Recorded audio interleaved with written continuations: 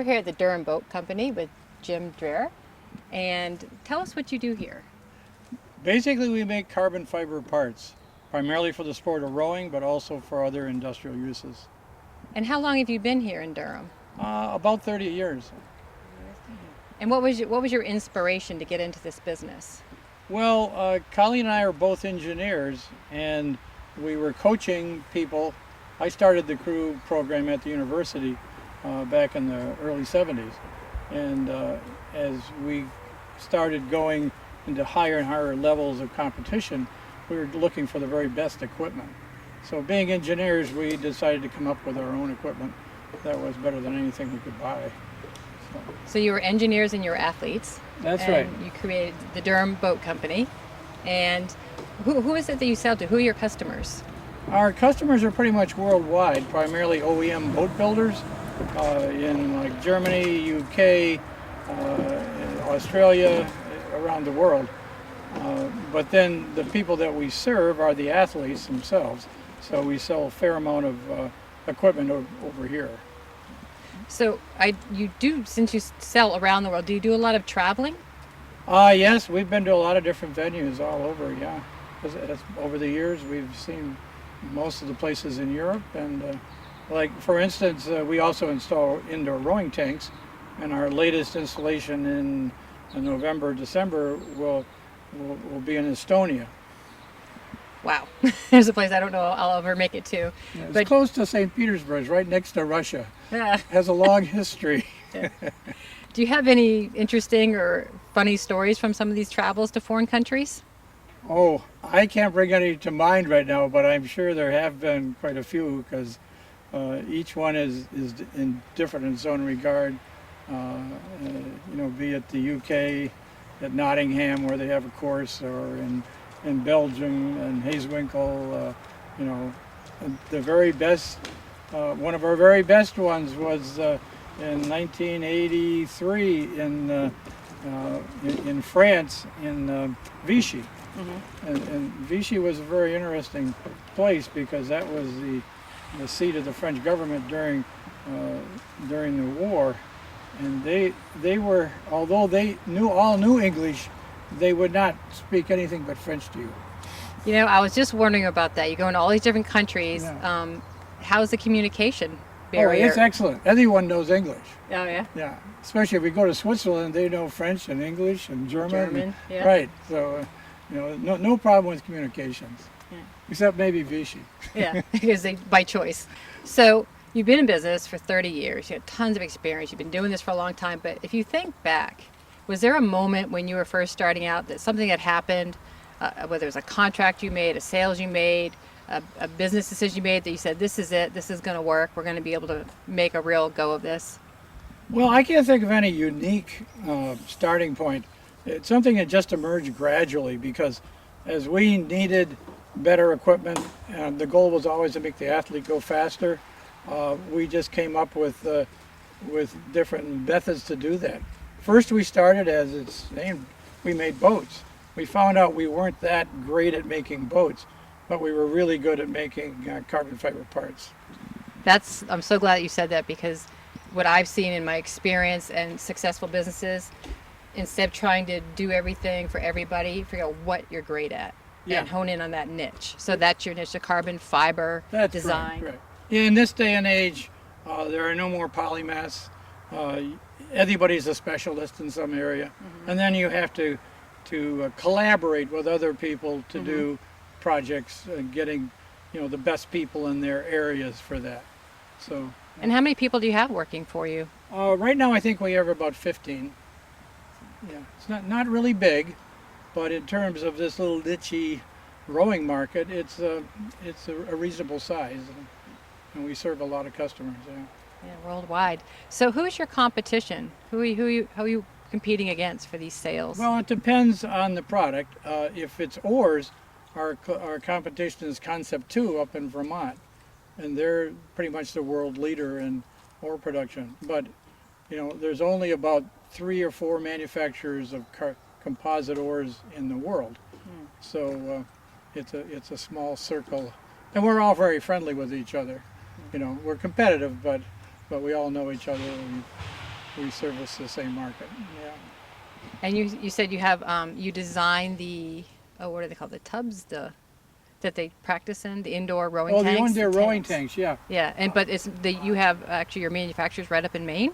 Yes, yes. Our large products like that, those are made out of glass fiber, polyester and glass, and those are very large pieces. Although they're done modularly, so they're assembled at the site. They're shipped over in a container, say to Europe, if an installation's over there, and then assembled. It takes about a week to assemble all these parts, put it in place.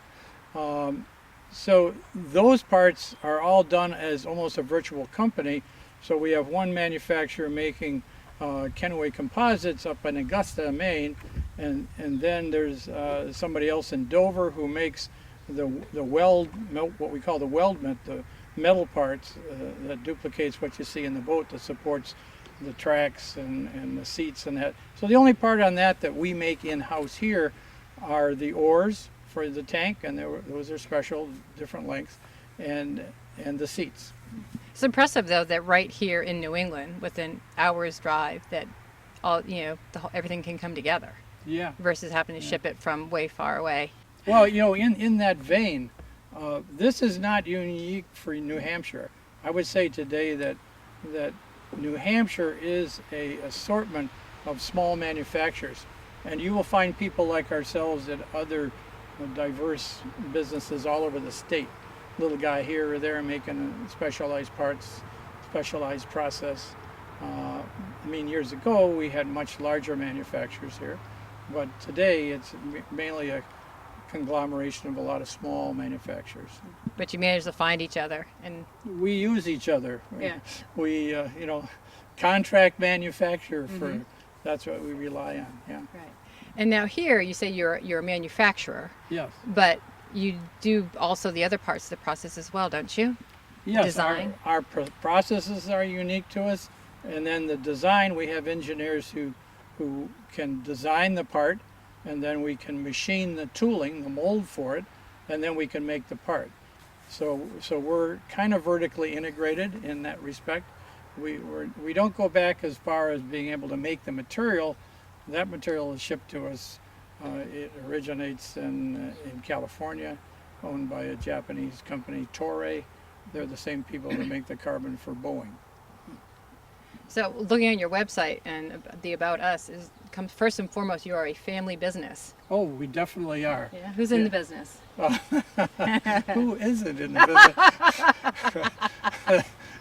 Colleen, myself, and then grandson, Ian, daughter-in-law, Jean, and then my two sons. The boys? Yeah, the boys, Bob and Mike are in it. John is not, but he's a government service person, was in the Air Force for years. He lives in Newmarket. Wow. So we're all very, very close. That's excellent. I'm sure there's some challenges to that as well. It's definitely a challenge to manage a family business. Yeah. It's they can pretty much tell you whatever they think, which is good. Yeah. But you can't direct them quite like you do with the regular business. But at least at the end of the day, you can still say, "I'm your father," and I told you so. We still have parties together and talk to each other. You still Thanksgiving. That's right. There's still Thanksgiving. Right. That's awesome. The other thing I noticed that your business is in Durham. It's been here for over 30 years. You live in Durham and you volunteer in Durham. Yes. What is it so special about this community? What do you think is so special about Durham? Well, I think the interesting about Durham, it's almost like a university with a small town attached, and the educational level is quite high, and so you have a lot of specialists that know a lot of really interesting things, and so we enjoy interacting with the university people, and both Colleen and I, she's on the conservation committee and the energy committee. I'm on the energy committee, so we see a lot of that's a lot of fun. There's a lot of things going on now, especially with climate change, and thinking about putting in and we did the large solar array over there. That's right, on the top of your building. You've got a nice set of but solar I'm saying the panels. town put in a big solar array. Yes. Yeah, and so those types of projects are really are really fun. And so if they end up doing a microgrid, that'll be a lot of fun. Yeah. Yeah. Oh, Yeah. speaking of fun, I don't want to forget that in addition to manufacturing, I think what a lot of people know you for is the fact that you also do some lessons and some instruction here. If Yeah. Colleen primarily does that. We have a small group of people, and we've had people come from all over the country to take lessons here at various times. Yeah. Ooh, do you on that same vein, do you have any interesting success stories from people that you've trained over the years? Well, I guess the one that comes to mind, Danica Harris, who rowed for us from 7th grade, went to Oyster River High School, and then she ended up rowing on a national team a number of times, and then rowed in the Olympics in Athens, and stroked the quad. And then we've had a lot of other success stories.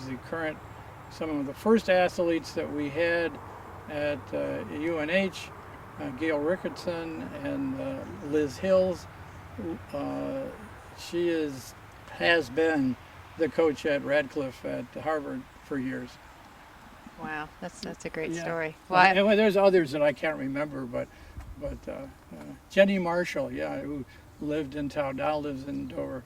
She was in the Olympics in Seoul. And then later on, her daughter, who went to Yale, came up and we coached her in the summer. So you're seeing So generations. there's been generations of people. Yeah. Yeah, and they come by now, and it's like, how could that be? I know. How'd you get so big? Right. Well, that's wonderful. Success with your rowers, success with your business, Yes. and hopefully some success with your community involvement too. Yes. So, thank you Yes. so much. Really appreciate your time. All right. Thank you. This is Christine Souter, Economic Development Director for the town of Durham, and this is another segment of In the Biz.